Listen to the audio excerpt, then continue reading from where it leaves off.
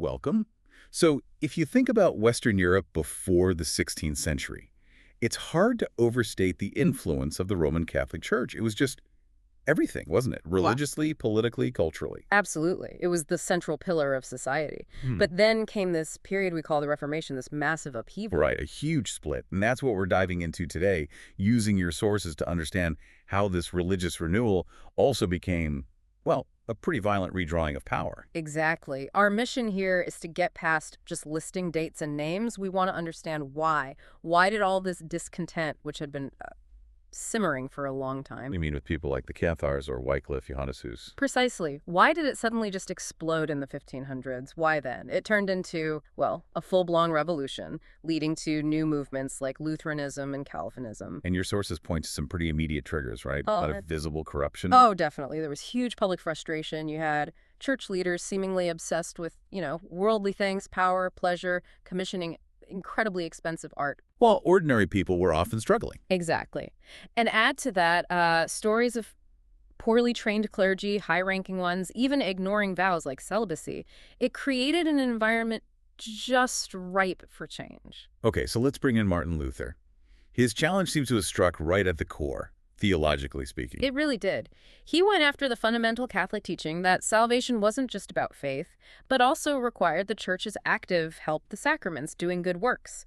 The church positioned itself as the essential middleman. So what was Luther's big idea then? The one that kind of broke everything open? After studying the Bible, what did he land on? It boils down to sola fide, through faith alone. Faith alone. Just 3 words, but they changed everything. Fundamentally, if salvation, being justified before God, comes only through faith, through complete trust, well, then the whole traditional structure starts to look shaky. So things like monasteries, praying to saints, pilgrimages, even the need for priests as intermediaries. Exactly. Suddenly, their necessity is questioned. And this wasn't just abstract theology, it had huge practical consequences. If faith is personal, direct. Then you need to be able to read the Bible for yourself. Precisely. It couldn't stay locked up in Latin. It had to be in the common language. That's why Luther's German Bible translation in 1534 was such a revolutionary act. And services needed to be simpler in plainer churches. But the real flashpoint, the thing that really set it off, was about money, wasn't it? The indulgences. Ah, yes, the Affelhandel, the sale of indulgences, the idea that you could pay the church to reduce the punishment for sins, even for relatives already dead. Which, for Luther, completely contradicted sola fide. Absolutely. It looked like buying your way into heaven. So his famous protest in 1517, nailing the 95 Theses to the church door that was directly targeting this practice. And the church's reaction? They pushed back hard. Luther was excommunicated in 1521, but it was already bigger than just Luther by then. The political dimension was crucial. Right, you mentioned German princes getting involved. Yes. Some German rulers saw this as a perfect chance. They could support Luther, challenge the Pope's influence in their lands, and maybe, just maybe, stop paying all those church taxes that flowed to Rome. It gave Luther vital protection. So a theological dispute becomes a major political power play. Fascinating. Now, as we dig deeper into this period, maybe take a moment yourself to think about how these ideas started to spread and what questions you might have about this huge shift.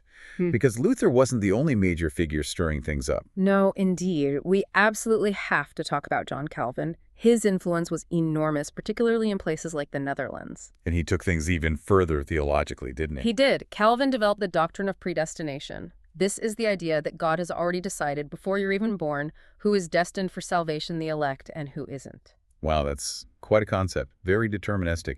How did that belief actually play out in people's daily lives? If it's already decided, what's the point?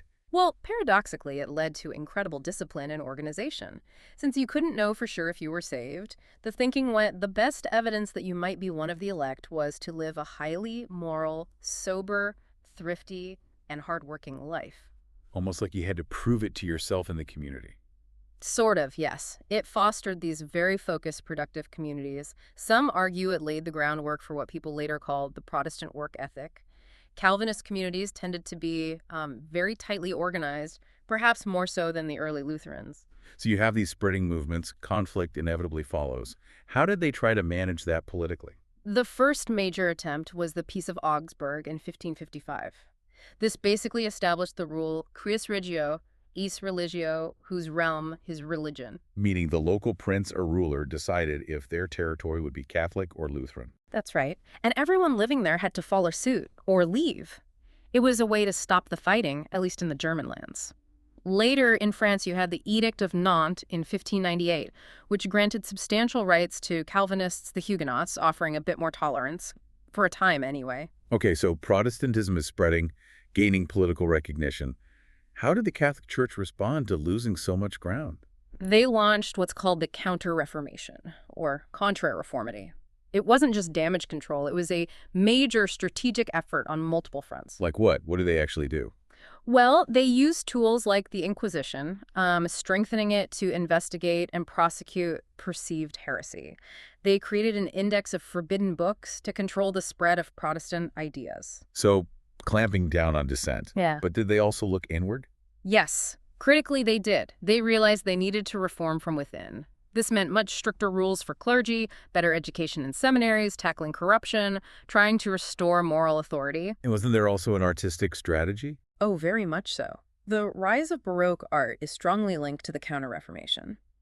Think spectacular, dramatic, emotional biblical scenes in churches, huge canvases, sculptures full of movement. A deliberate contrast to the simplicity the Protestants favored. Exactly. It was designed to inspire awe, to overwhelm the senses, to draw people back to the Catholic faith through powerful visual and emotional experiences, not just intellectual argument. So looking back at the end result of all this, it's a profound shift.